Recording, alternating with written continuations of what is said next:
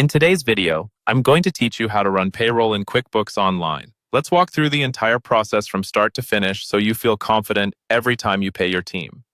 First, sign in to your QuickBooks Online account.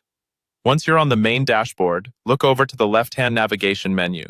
Find the option labeled Payroll, or in some versions it may be called Workers, and then click on Employees. This is where you'll always go to start your payroll run.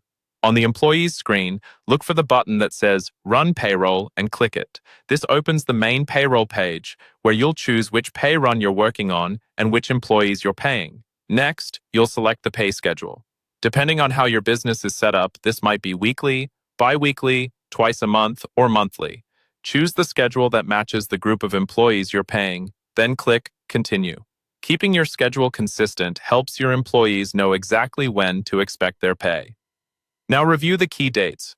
You'll see a pay period, which is the range of dates your employees worked, and a pay date, which is the day they actually get paid. Make sure both of these are correct. If needed, adjust them so they line up with your company's agreed payroll calendar. After that, choose which employees you want to pay in this run.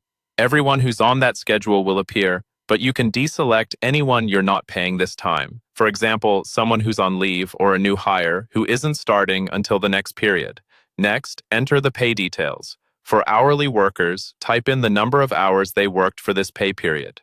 If you use QuickBooks Time or a similar feature, you may see an option to approve time instead of entering it manually. For salaried workers, their regular pay will usually appear automatically based on their setup. If you need to adjust anything on an individual paycheck, click on the amount or use the Actions menu. Here you can add extra pay types like bonuses or commissions and include memos or notes for your own records.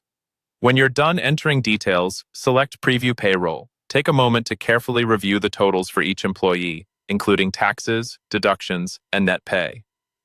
Also confirm the bank account that QuickBooks will use to withdraw the payroll funds.